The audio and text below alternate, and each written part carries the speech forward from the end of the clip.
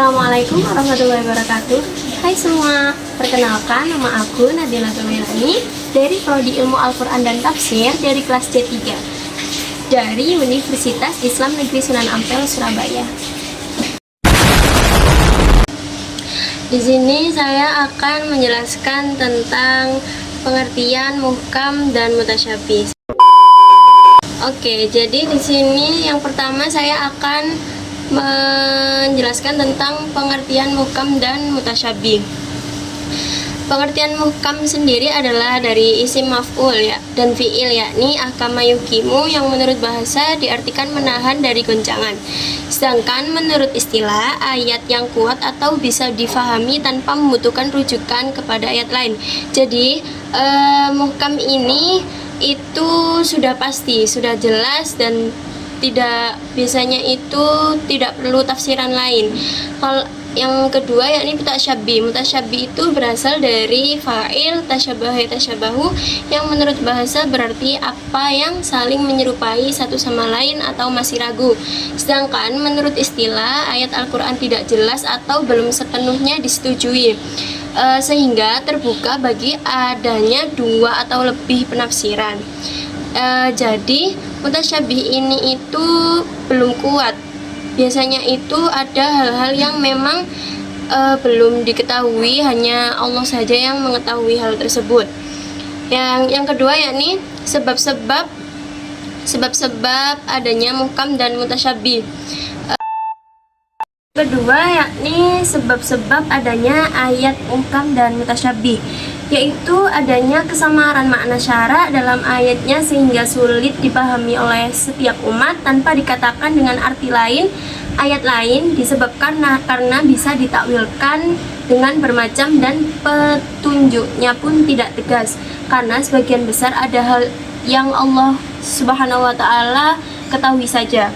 Adapun adanya ayat mutasyabihat itu ada beberapa hal, yakni yang pertama kesamaran lafal mufrad. Nah, kesamaran lafal mufrad itu dibagi menjadi dua, ada yang gharib atau asing. Yang kedua yaitu ada yang bermakna mufrad ganda. Yang kedua itu yakni kesamaran dalam murokab, atau murokab itu bisa diartikan terlalu ringkas. Yang ketiga yakni kesamaran pada makna ayat.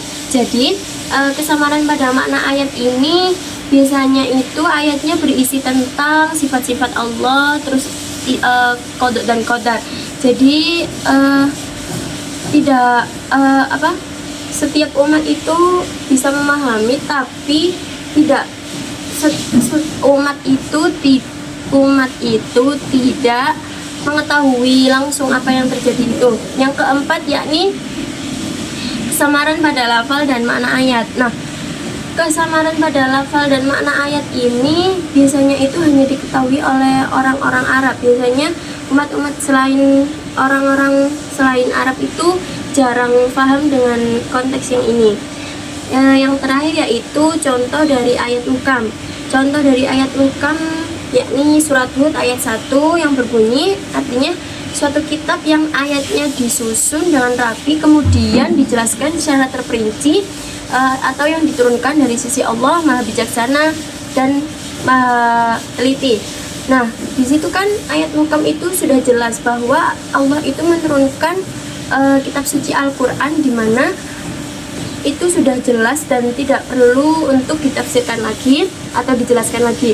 Yang kedua yakni contoh dari mutasyabihat.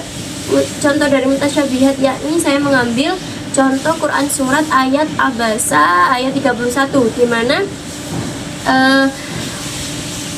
ayatnya yang artinya itu buah-buahan dan rerumputan. Rerumputan di sini itu bahasa Arabnya abba, wa fakihata wa abba. Ayatnya itu wa fakihata wa abba. Nah, bacaan abba ini dikategorikan sebagai mutasyabih karena apa? Abba itu termasuk lafadz yang gharib. Jadi di sini gharib itu kan asing. Jadi abba itu asing di kalangan masyarakat yang lain. Biasanya soalnya kalau rerumputan itu ada bahasa Arabnya sendiri, biasanya seperti itu. Baik, terima kasih atas penjelasan saya tadi. Mohon maaf atas apa yang saya jelaskan. Mungkin ada kesalahan kata ataupun penjelasan, mohon dimaklumi. Sekian dari saya. Wassalamualaikum warahmatullahi wabarakatuh.